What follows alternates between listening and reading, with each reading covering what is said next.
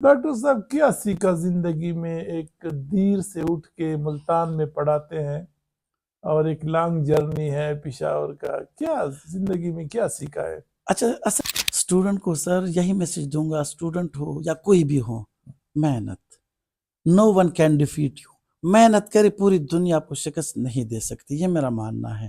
اکیلے بھی آپ جی ویورز، ڈاکٹر داؤد صاحب کے ساتھ بیٹھے بہاؤالدین زکریا یونیورسٹی ملتان میں پڑھاتے ہیں اور دیر سے تعلق رکھتے ہیں. آپ کے ساتھ اپنی M Phil, P H D, postdoc share کی. کیا ہو رہا ہے کلائمیٹ چینج میں، ایکچولی گراؤنڈ ریئلٹیز کیا ہے؟ تو بہاؤالدین زکریا یونیورسٹی ملتان آپ نے کب جوائن کی؟ سر یہ میں نے 4 اپریل 2023 کو میں نے جوائن کی سر 2023 ایز اسسٹنٹ پروفیسر سر. اچھا جی سر.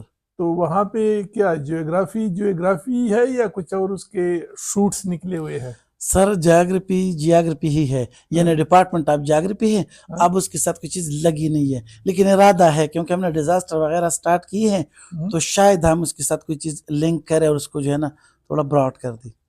سبجیکٹ جیوگرافی تو دیکھیں نا، جس طرح میں نے کہا کہ اب تو جی آئی ایس اور ریموٹ سینسنگ، یہ سب جیوگرافی ہی سے آپ شوٹ تھے. تو کیا اب بھی اسٹوڈنٹ ٹریڈیشنل اس سبجیکٹ کو پسند کرتے ہیں؟ سر ہمارے پاس اصل میں جیوگرافی کے ساتھ اگر جی آئی ایس ہونا تو ہم ایک مضبوط پھر کیریئر بن سکتا ہے، کیونکہ یہ جی آئی ایس ہم جیوگرافی اور یہ دونوں ملا کے اس کے بڑے اچھے ریزلٹس لے سکتے ہیں. تو آج کل ہر ڈپارٹمنٹ، یہ اربن ہو گیا، اربن پلاننگ ہو گیا، چاہے پولیس ڈپارٹمنٹ ہو، چاہے فارسٹ ہو، چاہے انوائرمنٹل پروٹیکشن ایجنسی کی کچھ چیزیں کچھ بھی ہوں، میٹرالوجی ہو، اس میں اگر ہمارے پاس سر میزائل سسٹم ہوتا ہے سر، اگر ہمارے پاس جی آئی ایس اور ریموٹ سینسنگ ہیں، کیونکہ یہ جدید چیزیں ہیں تو یہ جیوگرافی کو، ورنہ یہ پرانے زمانے کے ہاتھوں والے جو میپس ہیں نا اس کا دور گزر گیا. تو یہ جدید اور ماڈرن ٹیکنالوجی ہے تو یہ ورتھ بڑھاتی ہے اس کی. وہ تو ظاہر ہے ہر سبجیکٹ کے ساتھ ظاہر ہے کہ آپ جیسے ینگ لوگ ہیں تو اس کو آگے لے جائیں گے. جی آئی ایس اور ریموٹ سینسنگ کا بھی وہاں پہ کوئی ہے ڈپلوما وغیرہ آپ لوگ شروع کر رہے ہیں؟ ہم نے ابھی اسی سال سر ہم نے ایم فل بھی سٹارٹ کیا، جی آئی ایس اور ریموٹ سینسنگ میں ڈپلوما بھی سٹارٹ کیا اور بی ایس ڈیزاسٹر بھی سٹارٹ کیا. اور اس سے پہلے ہمارے پاس ایم ایس سی جیوگرافی اور بی ایس جیوگرافی تھی. تو ایم ایس سی تو ایچ ای سی نے ختم کر دی، تو ہمارے پاس ڈپلوما بھی اب جی آئی ایس ریموٹ سینسنگ کا سٹارٹ ہوا، ایم فل اور جیوگرافی بی ایس. تو کافی اسٹرینتھ ہے اور کافی فلرش کر رہا ہے آگے. کلائمیٹ چینج کے حوالے سے آپ کیا دیکھتے ہیں؟ پاکستان کے جو مین کازز ہے، جس طرح آپ نے فارسٹ کا بتایا کہ فارسٹ کی کمی ہے، اور کیا آپ کی سمجھ میں جو ہے؟ سر ہمارے پاس پہلے تو اویئرنس بھی ہونی چاہیے، کیونکہ اویئرنس کے بغیر کچھ ممکن نہیں ہے. ایک بندہ simple A T M machine میں جائے، وہاں پر کاغذ نکالے، تو اگر کاغذ نہ نکالے اسکرین پہ دیکھے تو اگر ہم لاکھوں کاغذات، یہ تو پھر سر درختوں سے نکلتے ہیں تو پھر اس کو وہ کاٹنا پڑتا ہے. ایک تو اویئرنس ضروری ہے. اس کے علاوہ سر کانفرنس ضروری ہے، جیسے کہ ہمارے اپنے سپروائزر ہے تقریباً ہر سال کانفرنس کرتے ہیں. تو ان میں سر جب یہ ہو تو بہت سارے لوگ پورے پاکستان سے آتے ہیں، اپنے ویوز شیئر کرتے ہیں اور ڈفرنٹ اینگل سے اور ڈفرنٹ پیپرز پریزنٹ کرتے ہیں، تو ان سے بھی اویئرنس بڑھ جاتے ہیں. اور پھر اپنے اپنے انسٹیٹیوشن میں جا کے ویبینار، سیمینار وغیرہ ہو، وہ ہو، یہ چیزیں ساتھ میں مل جائے سر، تو پھر بھی اویئرنس کے ساتھ یہ اگر ملے نا سر تو کافی چینجز آ سکتی ہے سر.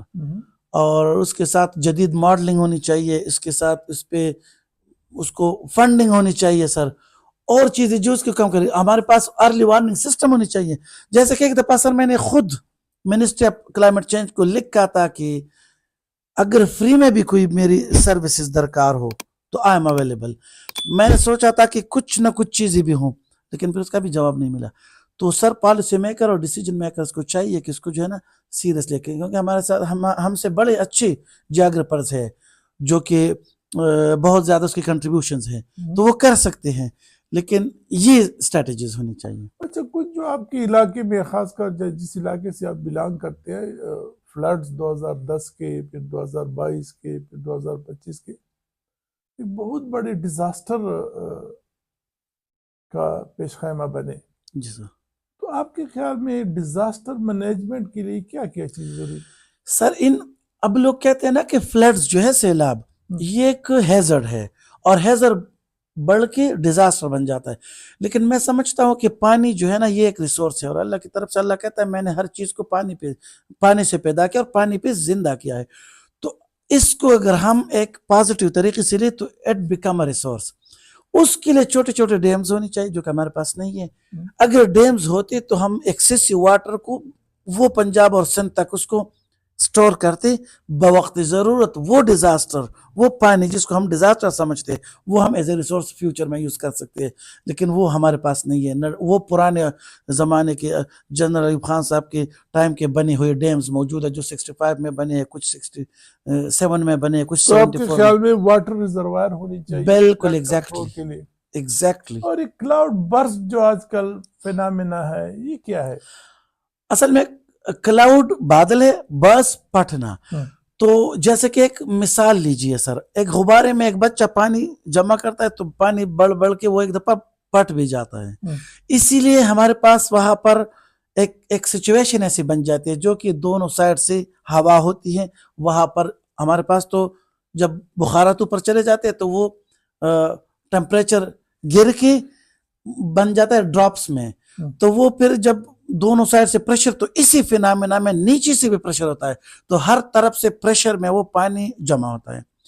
تو جب جمع ہوتا ہے تو جب اس کی سائز بہت بڑھ جاتی ہے اور وہ برداشت نہیں کر سکتا کہ وہ اور ریٹین کرے تو دڑام سے وہ پٹ کے ایک دفعہ نکلتا ہے جس کو کلاؤڈ برسٹ کہتے ہیں. ٹیمپریچر انکریز ہو رہا ہے یہ فینامنا اس کی وجہ سے بڑھ رہا ہے؟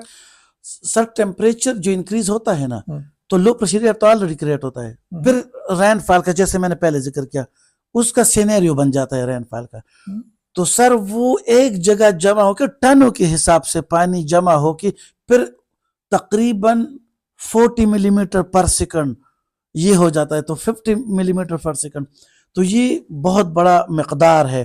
تو وہ کہتے ہیں نا کہ the rainfall is pouring down، تو مطلب جیسے کہ بالٹیوں سے پانی گرانا.